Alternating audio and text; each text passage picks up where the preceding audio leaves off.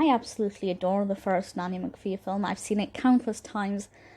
And the first time I sat down to watch the second film, Nanny McPhee and the Big Bang, also known as Nanny McPhee Returns, I don't know which title I prefer. I always call it And the Big Bang, but I think I prefer Returns. When I sat down to watch that, I thought this cannot be as good as the first film. I'm sure I'll enjoy it, but it can't be anything amazing.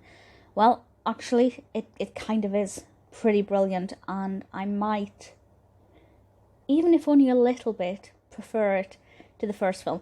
This one was released in 2010, directed by Susanna White, obviously written by Emma Thompson again, and has an incredible cast, including, among others, Emma Thompson, Rhys Ifans, Maggie Smith, Katie Brand, Ewan McGregor, Bill Bailey.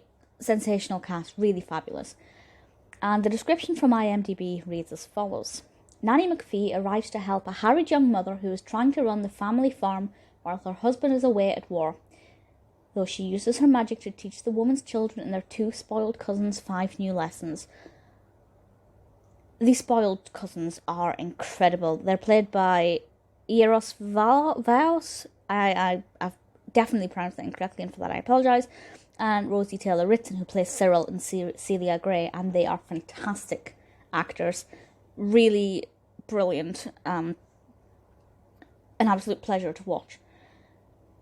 The whole cast is absolutely brilliant, but the narrative for me is what makes it just sensational. I think in terms of the characters and the people that we meet, the characters are more interesting in the first film.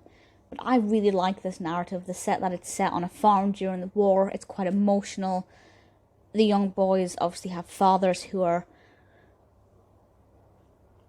I was going to say something that might spoil it, but there are situations that actually evoke a lot of emotion, and this is certainly a lot more emotional.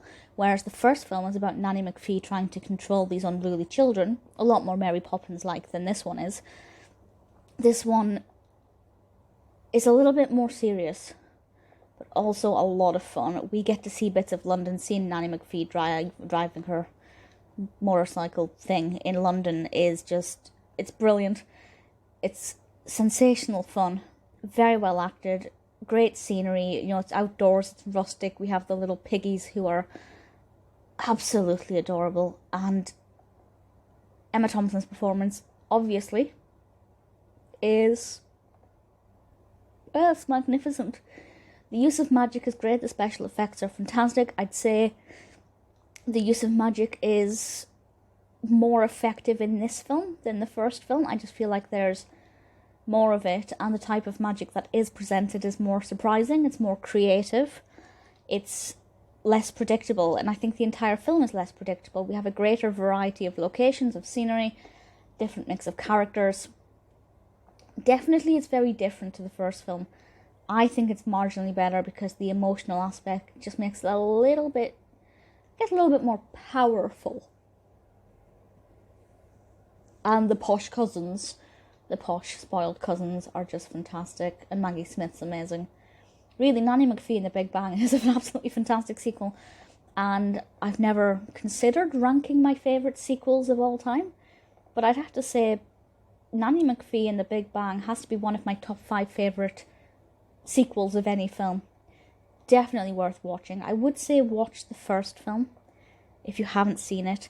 In theory, you don't need to because the storylines are basically completely different.